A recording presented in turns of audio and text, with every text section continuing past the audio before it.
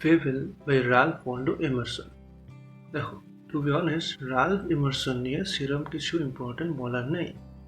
উনি একজন আমেরিকানের শেষ আর পোয়েট ছিলেন, আর ওনার টাইম পিরিয়ড ছিল 19th সেঞ্চুরি, মানে 19 শতক। বাট এই পোয়েমটা কিন্তু বেশ ইন্টারেস্টিং। ফেভেল মানে legend, famous tales of an area or the world. বিখ্যাত কিছু গল্প যেগুলো লেজেন্ডারি মানে কিংবদন্তিতে পরিণত হয়েছে, তাদের বলে ফেভেল। আর ফেভেলসে একটা মোরাল থাকে, এটা কিন্তু একদম মাস্ট। ওকে, ফেভেলসে একটা মোরাল থাকতেই হবে, মানে একটা নীতি কথা থাকতেই হবে। এখানে সেরকমই একটা ফেমাস টেল বা উপকথাকে পোয়েট্রির আকারে প্রেজেন্ট করেছেন রাল্ফ এমারসন। একটা কলোকিয়াল কনভারসেশন আছে একটা মাউন্টেন আর একটা স্কুইরেলের। অফকোর্স এখানে এদের পার্সনিফাই করা হয়েছে। They have been given the human quality of disputing and argumenting. মানুষের যে ঝগড়া করার কোয়ালিটি, এটা ওদেরকে দেয়া হয়েছে। And the poem stresses on the importance of every little thing that makes up this world and universe of ours. আমাদের বিশ্ব ব্রহ্মাণ্ডে সব কিছুই, সেটা বড় গ্রহ নক্ষত্র হোক বা ছোট ধূলিকণা, যাই হোক, সব কিছুই যে ইকুয়ালি ইম্পর্টেন্ট, এই আইডিয়া বা থিমটাই এখানে খুব ইউনিক ওয়েতে প্রেজেন্ট করা হয়েছে। পোয়েমটার রাইম স্কিমটা কিন্তু বেশ ইন্টারেস্টিং, একটা ইউনিক রাইম স্কিম এখানে রাল্ফ এমারসন ইউজ করেছেন। ওকে, ভিডিওটা লাস্ট অবধি দেখো, আমি ওখানে ডিসকাস করেছি এটা রাইম স্কিম কিভাবে শিখতে হয়, কিভাবে এটাকে বার করতে হয় একটা পোয়েম থেকে, ওটা ওখানে দেখিয়েছি। Okay, so let's start the poem now. The mountain and the squirrel had a quarrel. পাহাড় আর কাঠবেড়ালির একটা ঝগড়া হলো। কোয়ারেল মানে অফকোর্স ডিসপিউট, আর্গুমেন্ট মানে ঝগড়া। And the former call the latter little prick. Former মানে অফকোর্স আগের জন, এক্ষেত্রে দ্য মাউন্টেন। কাকে বললো? দ্য ল্যাটার মানে পরের জন, অর্থাৎ দ্য স্কুইরেলকে। তো মাউন্টেন স্কুইরেলকে বলছে লিটল প্রিগ। এখানে এই লিটল প্রিগ কথাটা ইনসাল্টিংলি বলা হয়েছে, কিন্তু একটু বিদ্রুপজনকভাবে, সার্কাস্টিক্যালি বলা হয়েছে। কি বলছে? লিটল প্রিগ, খুদে দাম্ভিক। এখানে লিটল কথাটা কিন্তু বেশি সিগনিফিক্যান্ট। এই যে ছোট, খুদে, এই কথাটা খুব ইনসাল্টিংলি নিয়েছে আমাদের স্কুইরেল। এবার দেখো সে রিপ্লাই দিচ্ছে। একটা লম্বা স্পিচ আছে স্কুইরেলের, right to the end of the poem, পুরোটাই কিন্তু ওর স্পিচ। আর ও এখানে নিজের এক্সিস্টেন্সটা জাস্টিফাই করছে, তার অস্তিত্ব যে সিগনিফিক্যান্ট সেটা সে প্রুভ করছে। বার্ন রিপ্লাইড, কাঠবেড়ালি উত্তর দিল। বার্ন মানে অফকোর্স দেখো স্কুইরেল, কাঠবেড়ালি। এইবার quotation start. You are doubtless very big. দেখো কোটেশনটা কিন্তু ওখান থেকে স্টার্ট হয়েছে একদম লাস্ট অব্দি। এই পুরোটাই স্কুইরেলের নিজের কথা, সেই কথাটা ডাইরেক্ট তুলে দেওয়া হয়েছে এই পোয়েমে।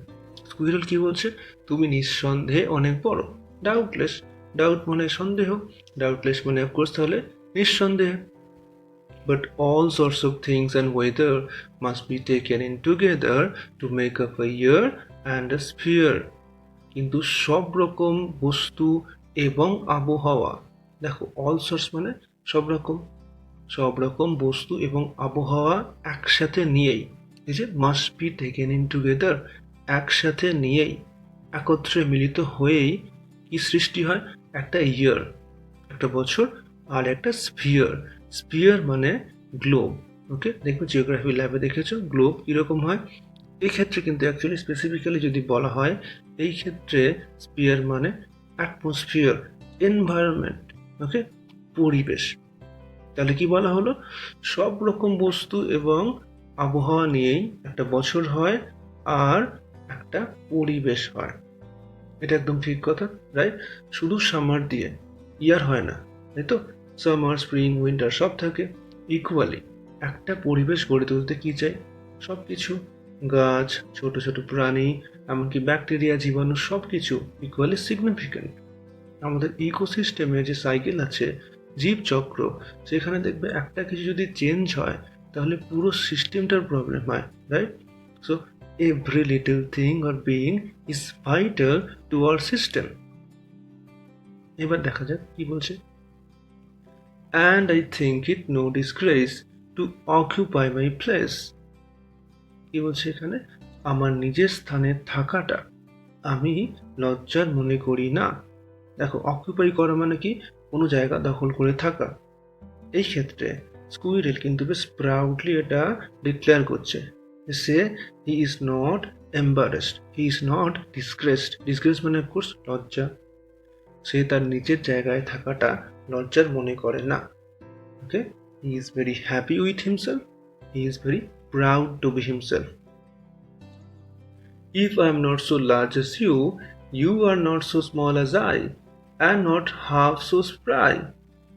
যদি তোমার মতো আমি বড় না হই, দেখো স্কুইরেল বলছে, তুমি আমার সাইজ নিয়ে টন্ট করলে, তো সাইজ নিয়ে ইনসাল্ট করলে, ঠিক আছে, আমি তোমার মতো বড় নই, বাট তুমিও তো আমার মতো ছোট নও তাহলে, আর আমার মতো অর্ধেক চঞ্চল বা প্রাণবন্তও নও।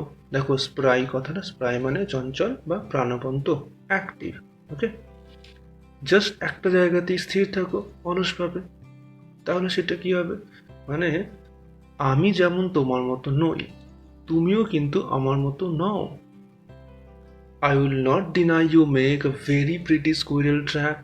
আমি ডিনাই করব না, আমি এটা অস্বীকার করব না যে তুমি খুব সুন্দর একটা রাস্তা বানাও আমাদের স্কুইরেলদের জন্য, স্কুইরেল ট্র্যাক খুব সুন্দর এটা বানাও, এটা তোমার কোয়ালিটি বা অ্যাবিলিটি।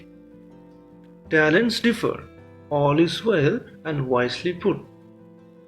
প্রতিভা ভিন্ন ভিন্ন হয়, ট্যালেন্ট মানে প্রতিভা, ডিফার কথাটা দেখো, ডিফার মানে কিন্তু ভ্যারি করা, ওকে, চেঞ্জ হওয়া। ট্যালেন্ট প্রতিভা ভিন্ন ভিন্ন হয়, বাট অল ইজ ওয়েল, কিন্তু প্রত্যেকটা প্রতিভাই ভালো। ওকে, কোনো প্রতিভাই ইউজলেস হয় না। অ্যান্ড ওয়াইজলি পুট, গড খুব ওয়াইজলি মানে বিচক্ষণতার সাথে প্রতিভা বন্টন করেছেন, ডিস্ট্রিবিউট করেছেন। ওকে, মানে যার যেই প্রতিভা প্রয়োজন, গড কিন্তু তাকে সেই প্রতিভাই দিয়েছেন, কোনো প্রতিভাই ইউজলেস নয়। If I cannot carry forest on my back, neither can you crack a nut. যদি আমি পিঠে জঙ্গল বহন না করতে পারি, যদি আমি তোমার মতো পিঠে জঙ্গল বহন না করতে পারি, তুমিও কিন্তু আমার মতো বাদাম ভাঙতে পারো না। আমি যেভাবে বাদাম ভেঙে খেতে পারি, তুমি সেটা পারো না, রাইট? এর অ্যাকচুয়াল মিনিংটা কি? তুমি যেটা পারো সেটা আমি যেমন পারি না, তেমন আমি যেগুলো পারি তুমিও কিন্তু সেরকম কিছু পারো না। So we shouldn't insult or humiliate one another. We should respect each other's talents. We should respect every living or non-living thing in this universe of ours. As we just learned, every little thing or being is significant to our being, to our existence. প্রত্যেক জীব বা বস্তুকে আমাদের respect করতে হবে, এটাই এই ফেবলটার moral.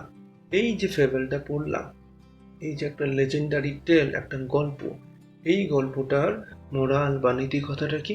এটাই যে আমাদেরকে ছোট বড় সবাইকে, সব কিছুকে ইকুয়ালি রেসপেক্ট করতে হবে এবং সমস্ত রকমের ট্যালেন্টকেও রেসপেক্ট করতে হবে।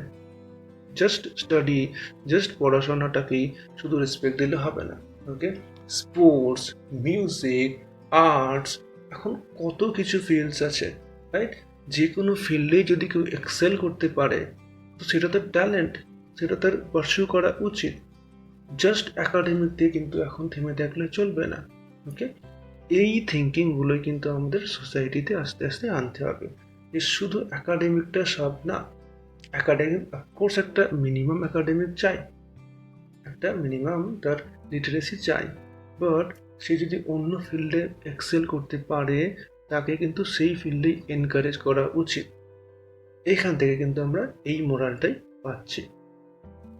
আচ্ছা, এইবার তোমাদের রাইম স্কিমটা শিখিয়ে দিই। ওকে, রাইম মানে কি? ছন্দ। এটা কোথা থেকে আমরা বুঝতে পারি? সেন্টেন্সের লাস্ট ওয়ার্ড থেকে। ওকে, তো দেখো এখানে আগে আমি রাইম প্যাটার্নটা বলে দিই কিসে আছে। এটাকে আমরা এইভাবে বলি, the poem is written in this rhyme scheme. Rhyme স্কিমটা হচ্ছে A A B C B D D E E F F G H H I J J K. এটা ইমার্সনের একটা ইউনিক স্টাইল। ওকে, স্পেশাল কিছু লাইন্সে স্ট্রেস দেওয়ার জন্য এরকম rhyme তিনি ইউজ করেছেন। দেখো, পুরো এটা একটা কনসিস্টেন্ট রাইম কিন্তু নেই, ধারাবাহিক কোনো রাইম এখানে কাজ করেনি, মাঝে মাঝে রাইমটা একটু চেঞ্জ হয়েছে। অফকোর্স ওটা কিসের জন্য, ওই যে বললাম স্পেশাল কিছু লাইনে স্ট্রেস দেওয়ার জন্য। আচ্ছা দেখো, ফার্স্ট লাইনে আছে কি স্কুইরেল, সেকেন্ডে আছে কোয়ারেল, বারবার বলছি লাস্ট ওয়ার্ডগুলো। তো দেখো এই দুটোর মিল আছে, এই দুটোকে আমরা ধরে নিলাম A. Third line prig, fourth line আবার রিপ্লাইড, এই দুটো মিলছে না, তো থার্ডটাকে ধরলাম বি, ফোর্থটা অটোমেটিক্যালি হয়ে গেল সি। কিন্তু তারপরের লাইন দেখো আবার বিগ আছে, তো বিগের সাথে প্রিক মিলছে, এই দুটো তাহলে কি হয়ে গেল পিবি। তাহলে এই ফার্স্ট পাঁচটা লাইন কিভাবে হলো এ A B C B, right. তারপর দেখো ওয়েদার টুগেদার, এই দুটো কিন্তু মিলছে, সো ডি ডি। নেক্সট দুটো লাইন দেখো আবার মিলছে, ইয়ার স্পিয়ার, এগুলো আবার অফকোর্স ই ই। তারপরে ডিসগ্রেস প্লেস, এটাও মিলছে, ভেরি সিম্পল, কি হবে এটা এফ এফ। এইবার দেখো একটু চেঞ্জ হচ্ছে, ইউটা জি হলো, ওকে, আই আর স্প্রাই আবার তারপর মিল আছে, এইচ এইচ, রাইট। তারপর দেখো মেক, তারপর ট্র্যাক, মেক আর ট্র্যাক মিলছে না, তো মেকটা আই ধরে নিলাম, ট্র্যাক পুট ব্যাক নট, এগুলো আবার মিলছে অল্টারনেটিভলি রাইম করছে ট্র্যাকের সাথে ব্যাক। তাহলে এগুলো কি বলবো, জে কে। এইভাবে রাইম স্কিম আমাদের বানিয়ে নিতে হয়। তাহলে আরেকবার আমি রিপিট করছি, পুরো পোয়েমটা কি রাইম স্কিমে আছে, A A B C B D D E E F F G H H I J K. Okay, that's it for today. আজ এতটাই থাকছে। ভিডিওটা ভালো লাগলে লাইক শেয়ার করো, আর আমার চ্যানেলে নতুন থাকলে সাবস্ক্রাইব করো।